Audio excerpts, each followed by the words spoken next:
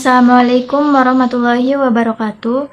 Perkenalkan, nama saya Lutfi Damayanti, mahasiswa STKIPN Indramayu, program studi Pendidikan Guru Sekolah Dasar. Di sini saya akan menjelaskan tentang peranan manajemen berbasis sekolah dalam mencapai tujuan pendidikan nasional. Untuk memenuhi tugas akhir semester mata kuliah manajemen berbasis sekolah yang diampu oleh Bapak Dede Hadiansah, MPD. Ada dua materi pembahasan yang akan saya jelaskan.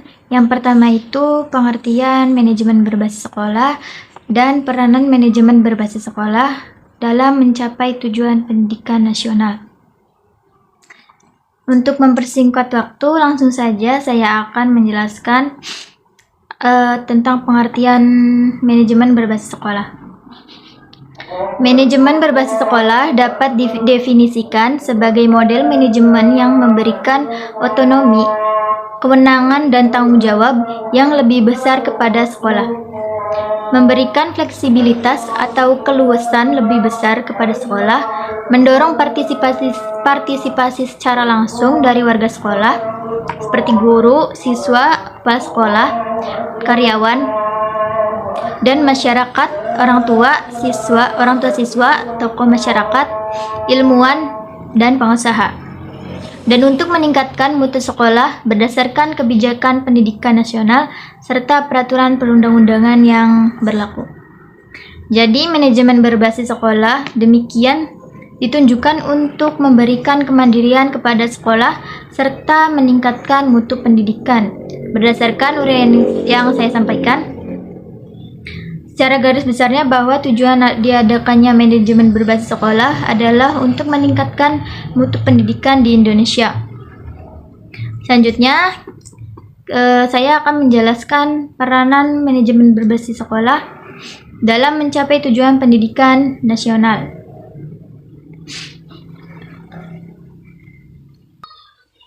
Sebagaimana yang dituangkan dalam Undang-Undang Sisdiknas nomor 20 tahun 2003 yang menyatakan bahwa pendidikan nasional berfungsi mengembangkan kemampuan dan membentuk watak serta peradaban bangsa yang bermartabat dalam rangka mencerdaskan kehidupan bangsa dan pendidikan nasional, bertujuan untuk berkembangnya potensi peserta didik agar menjadi manusia yang beriman dan bertakwa kepada Tuhan Yang Maha Esa, berakhlak mulia, sehat, berilmu, cakap, kreatif, mandiri, dan menjadi warga negara yang demokratis serta bertanggung jawab. Nah, untuk mencapai tujuan pendidikan nasional tersebut, maka salah satu upaya yang dapat dilakukan adalah dengan cara memberikan pelayanan pendidikan kepada peserta didik agar dapat mengembangkan potensi yang ada pada dirinya, terutama agar menjadi manusia yang beriman dan bertakwa. Kemudian berakhlak mulia, sehat, berilmu, cakap, kreatif, mandiri, dan menjadi warga negara yang demokratis dan bertanggung jawab. Pencapaian tujuan pendidikan nasional sebagaimana disebutkan di atas dapat dicapai apabila lembaga pendidikan atau sekolah memiliki manajemen yang baik sehingga terlaksananya kegiatan belajar mengajar secara efektif dan efisien. Salah satu manajemen yang dapat diterapkan dalam pencapaian tujuan pendidikan nasional adalah manajemen berbasis sekolah atau School-Based Management. Penerapan School-Based Management atau MBS ini dilakukan dengan melakukan pengelolaan terhadap komponen pendidikan. Ada 6 peranan manajemen berbasis sekolah dalam mencapai tujuan pendidikan nasional. Yang pertama itu manajemen terhadap kurikulum dan program pengajaran. Yang kedua, manajemen terhadap tenaga kependidikan. Ketiga, manajemen dalam bidang kesiswaan. Yang keempat, manajemen dalam bidang keuangan. Yang kelima, manajemen dalam bidang sarana dan prasarana. Yang keenam, manajemen dalam hubungan masyarakat. Nah, saya akan menjelaskan satu persatu. Yang pertama, manajemen terhadap kurikulum dan program pengajaran. Kurikulum disusun berdasarkan tujuan yang ingin dicapai oleh sekolah, sehingga susunan mata pelajaran, metode, dan cara atau strategi pencapaiannya disusun dan direncanakan dalam kurikulum dan program pengajaran. Dengan tersusun dan terencananya kurikulum dan program pengajaran, maka dapat diarahkan kegiatan kurikulum dan proses pembelajaran untuk mencapai tujuan sekolah. Selanjutnya adalah manajemen terhadap tenaga kependidikan. Manajemen terhadap tenaga kependidikan dilakukan untuk mengoptimalkan kinerja dan kebutuhan terhadap tenaga kependidikan dan kebutuhan terhadap tenaga pendidik dan kependidikan yang diperlukan. Manajemen ini dimulai dari sistem pengrekrutan, penempatan, dan evaluasi. Kinerja harus dilakukan untuk mengefektifkan dan mengefisienkan kebutuhan yang ada, bukan asal masuk dan mengajar tanpa adanya proses penerimaan. Kemudian selanjutnya adalah manajemen dalam bidang kesiswaan. Manajemen kesiswaan ini dilakukan untuk pengelompokan dan penempatan para peserta didik sesuai dengan kemampuan dan kompetensi yang dimilikinya. Dengan dilakukannya penataan peserta didik,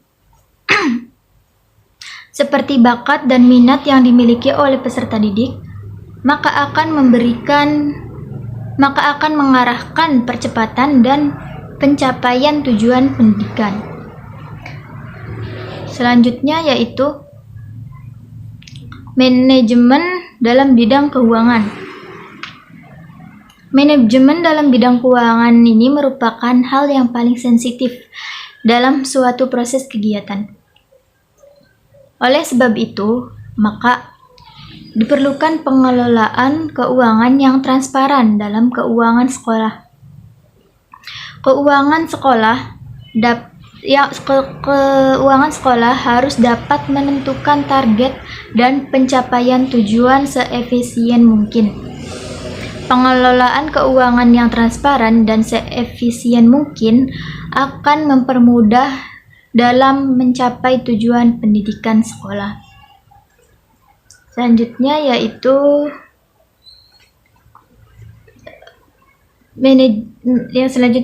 manajemen dalam bidang sarana dan prasarana.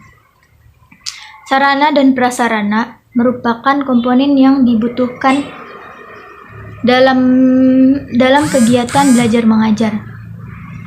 Oleh sebab itu, maka perlu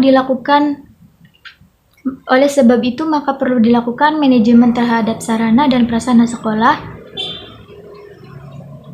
menjadi alat ukur untuk terlaksananya kegiatan belajar mengajar yang nyaman. Apabila proses belajar mengajar dapat berjalan dengan nyaman, maka dapat membantu siswa dalam belajar. Bila siswa berhasil dalam pencapaian kompetensi belajar, maka tujuan pendidikan sekolah dapat tercapai. Yang terakhir adalah manajemen dalam hubungan masyarakat. Hubungan masyarakat ini menjadi media yang menghubungkan antara sekolah dan masyarakat. Humas dibutuhkan oleh sekolah dalam upaya pengembangan sekolah. Karena sebuah lembaga pendidikan dapat berkembang apabila berada dan dibutuhkan oleh masyarakat. Nah, dengan pengelolaan terhadap komponen-komponen yang sudah saya sebutkan, maka akan dapat mencapai tujuan pendidikan sekolah. Tercapainya tujuan pendidikan sekolah merupakan indikator dalam pencapaian tujuan pendidikan nasional. Karena tujuan pendidikan sekolah merupakan anak atau penjabaran dari tujuan pendidikan nasional. Nah, itu saja mungkin dari saya. Kurang lebihnya mohon maaf. Mohon maaf bila ada kesalahan. Sekian, terima kasih. Wassalamualaikum warahmatullahi wabarakatuh.